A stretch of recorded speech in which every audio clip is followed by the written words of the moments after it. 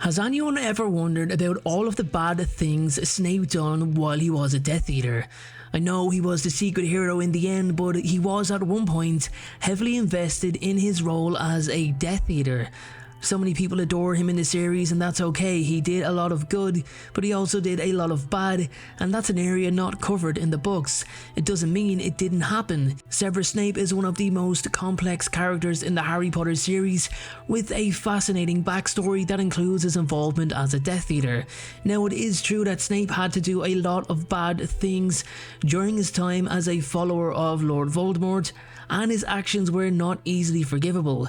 In today's video, I will explore the strong possibility that Snape had to kill as a Death Eater, as well as the awful things he may have had to potentially do. Something I believe many people pass over is the fact that Snape was heavily involved in the deaths of several people. Even if it wasn't done so by his own hand, he still played his part. Look at James Potter, for example. It was revealed in the Deathly Hallows that Snape was the one who told Voldemort about the prophecy that led to the deaths of not only James, but Snape's beloved Lily. Snape was not directly responsible for their deaths, as I mentioned, but he did play a key role in their betrayal.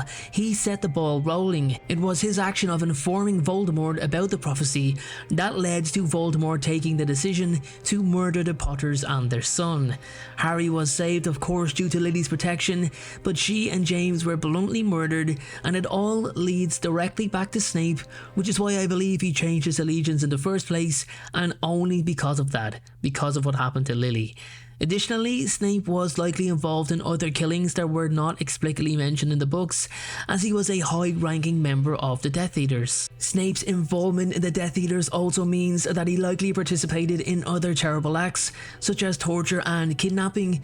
In fact, he had knowledge of the torture of the Longbottoms at the hands of Bellatrix Lestrange and did nothing to help.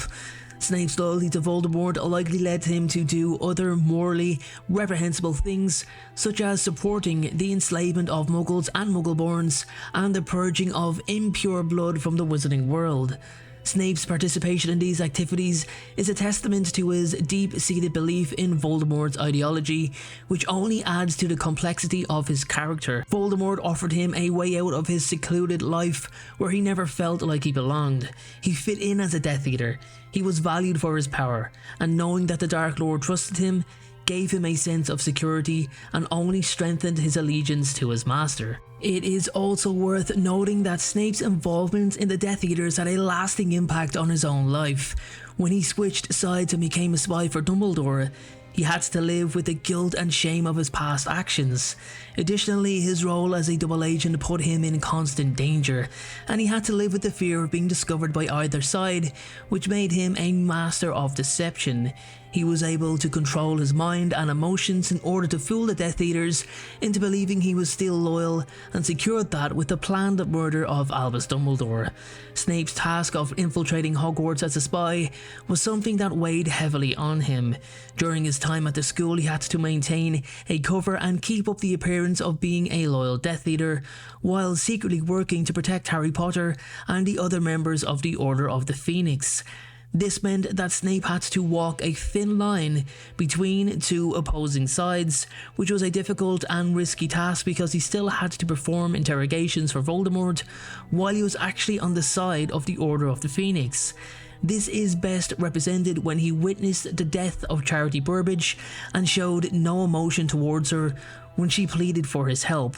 Snape had the ability to immediately process his friend's death as a casualty of war, and Charity died believing that Snape had betrayed her when inside he was broken watching her die, something he had to live with. Snape was a Death Eater for quite some time before he switched sides. It was every Death Eater's joy to fight in the name of the Dark Lord. Many of them participated heavily in harmful acts like torturing and physical interrogation, and of course killing, which, as I said, was justified as it was all in the name of Lord Voldemort and his ideology. Any sign of hesitation, be it torture or murder, Snape would have been identified as weak, so I have no doubt in my mind that he did kill people. Snape's past actions as a Death Eater also had a significant impact on his relationships with other characters in the series. His treatment of Harry in particular was often cruel and unfair, which can be attributed to his guilt and shame over his role in James and Lily Potter's deaths. Additionally, his treatment of other students, such as Neville Longbottom and Hermione Granger, was often harsh and unforgiving, which could be seen as a reflection of his own self-loathing. It definitely seems as if he took his own battle with his inner demons out on the students he taught. He was obviously protecting Harry due to his love for Lily, but still looked at Harry in the manner of which he viewed Harry's father, James.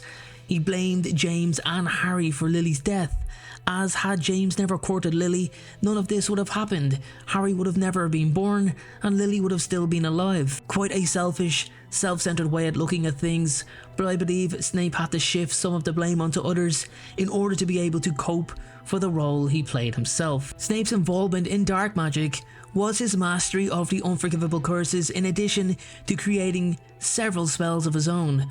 The unforgivable curses were considered to be the most powerful and dangerous spells in the Wizarding world, and their use was strictly prohibited.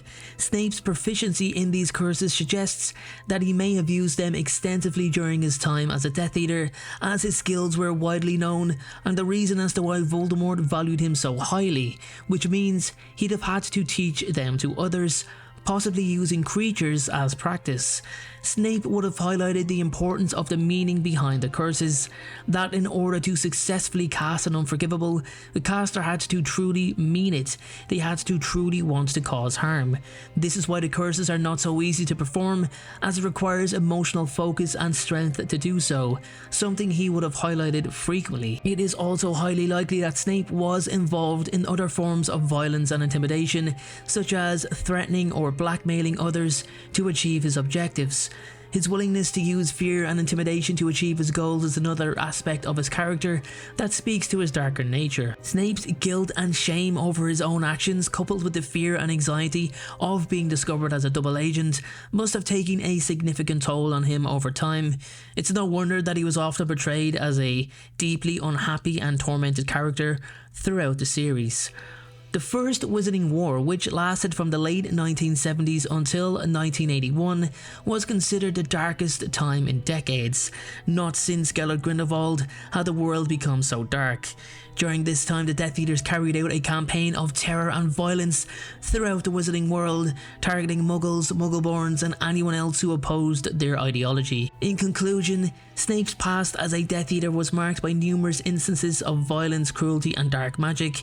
While his eventual redemption and sacrifice were admirable, it is important to acknowledge the harm that he caused during his time as a follower of Voldemort. Snape serves as a reminder that our choices and actions can have far-reaching consequences, and that redemption and forgiveness are not as easily achieved.